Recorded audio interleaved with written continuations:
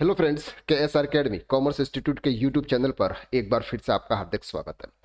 Friends, जब भी हम जीएसटी की बात करते हैं या फिर हम जीएसटी रिटर्न की बात करते हैं, वहां पर कुछ वर्ड्स ऐसे आते हैं जिनको समझना बहुत जरूरी होता है।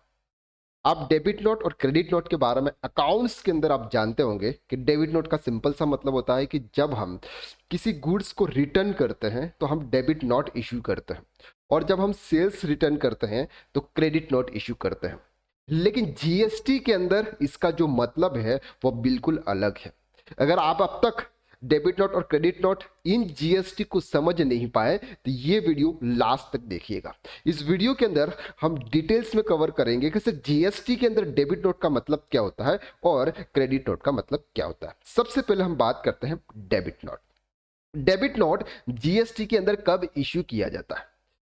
सप्लायर्स की ओर से। अब से ये जो डेबिट नोट है ये सप्लायर इशू करता है। सप्लायर्स का मतलब जो गुड सेल्स करता है वो इशू करता है। परचेजर यानी कि जो परचेजर है वो डेबिट नोट जीएसटी के अंदर इशू नहीं कर सकता है। आप इसका मतलब और समझ रहे हो, अकाउंट्स के अंदर वो एक अलग चीज है, लेकिन हम बात करते हैं यहां पर जीएसटी में। तो कौन इशू करेगा?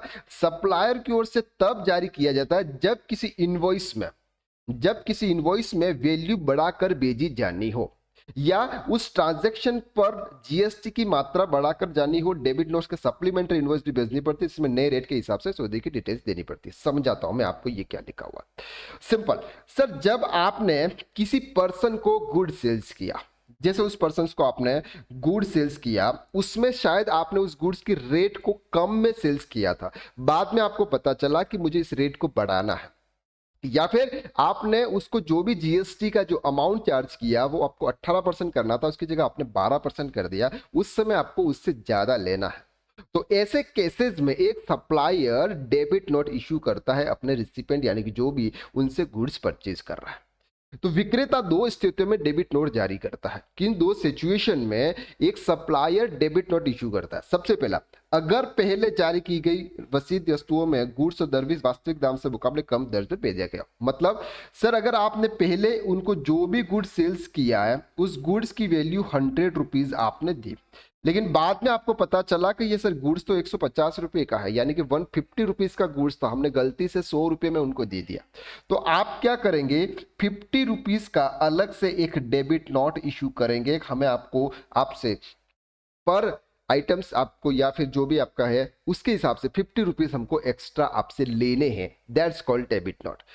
अगर पहले जारी की गई रसीद में यानी सेल्स में वस्तुओं या सेवाओं गुड्स और सर्विस पर वसूले गए टैक्स की वास्तविक दर से कम ले ली गई होगी।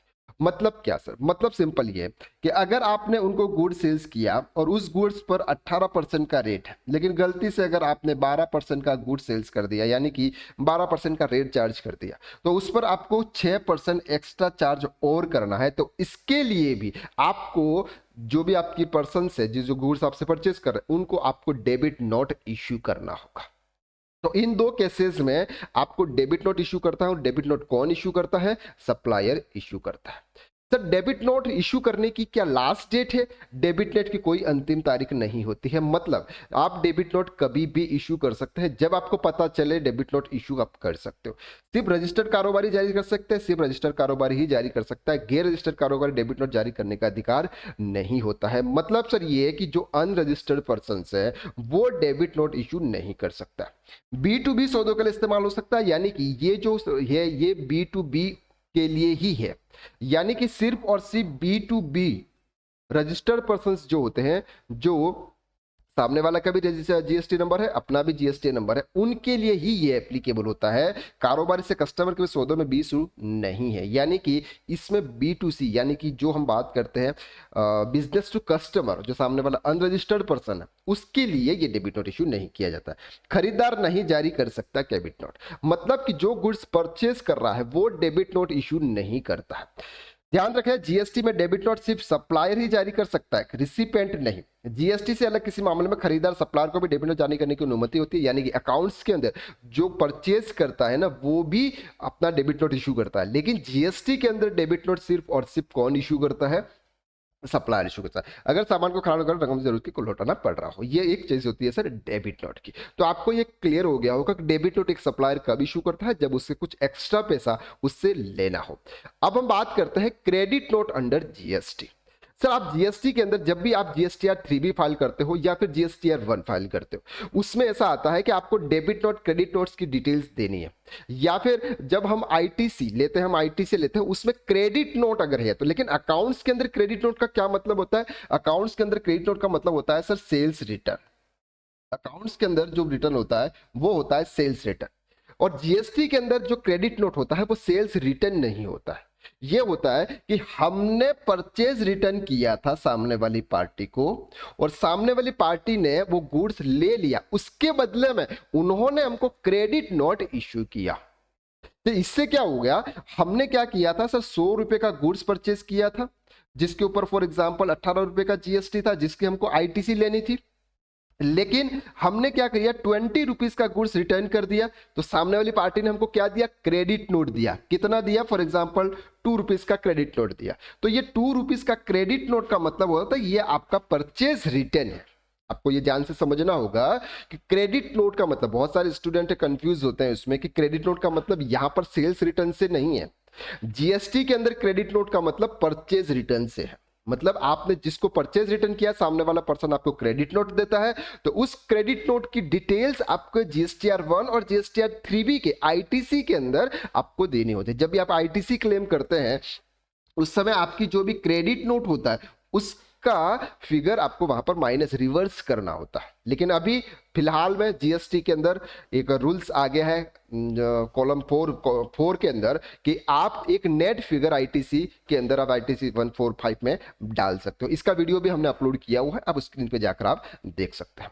चलिए अब हम बात करते हैं कि क्रेडिट नोट इशू कब करता है वो पर्सन। अगर किसी सौदा में ली गई रकम उसके निर्धारित वास्तविक दाम से अधिक ली गई हो, यहां पर इसका ऑपोजिट हो जाता है। मतलब क्या है सर, हमको लेना था फॉर एग्जाम्पल 100 रुपया, लेकिन गलती से हमने उनसे 120 रुपया ले लिया, तो ये हमको क्या करना पड़ेगा, रिटर्न करना पड़ेगा। तो जब हम उनको रिटर्न करेंगे तो हम उनको क्या देंगे, क्रेडिट नोट देंगे। किसको देंगे? जो हमसे परचेज कर रहा है, तो वो क्रेडिट नोट देंगे, तो वो आपके जीएसटी, सामने वाले के जीएसटी में क्रेडिट नोट दिखेगा। ये आपको ध्यान रखना।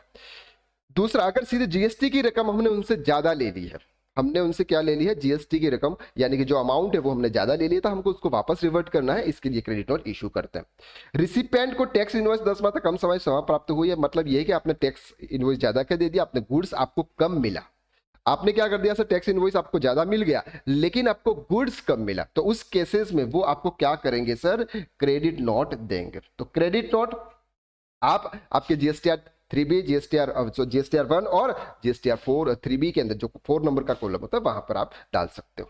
अगर रिसिपेंट ने खुद को मिली वस्तुओं को वापस रिटर्न कर दिया हो, मतलब क्या सर, मतलब कि जो परचेजर था उसने वो गुड्स रिटर्न कर दिया, उस रिटर्न के केस में सप्लायर क्रेडिट नोट इश्यू कर रहा है, उस केसेस में आप कर सकते हो। अगर खरीदार को प्राप्त सेवा सर्विस में कमी हो, मतलब ये है कि सर उसने जो भी सर्विस ली हो इसमें कुछ कमी हो, तो ये क्रेडिट नोट होता है। तो आपको एक वर्ड समझना होगा, क्रेडिट, जीएसटी के अंदर क्रेडिट नोट का मतलब होता है परचेज रिटर्न।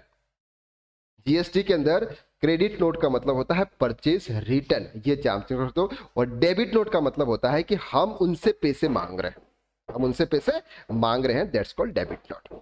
अब सर बात करते हैं, हमने डेबिट नोट में देखा था कि सर इसके इश्यू करने की कोई टाइम लिमिट है क्या, तो उसमें इश्यू करने की कोई टाइम लिमिट नहीं है। लेकिन क्रेडिट नोट में इश्यू करने की टाइम लिमिट है। क्या है सर, एक्सपायरी गुड्स होते हैं जो, जैसे हमने किसी पर्सन से परचेज किया, अब वो गुड्स अगर एक्सपायर हो जाते हैं तो वो रिटर्न हो जाते हैं, वापस पर्सन को रिटर्न हो जाते हैं जिनसे उन्होंने परचेज किए होते हैं। तो उस केसेस में अगर किसी मैन्युफैक्चरर सप्लायर को टाइम एक्सपायर्ड गुड्स वापस की जाती है तो उसके संबंध में मैन्युफैक्चरर की ओर से क्रेडिट नोट जारी किया जाता है उस फिनेंशियल ईयर में, जिस 30 सितंबर से पहले क्रेडिट नोट जारी किया जाता है।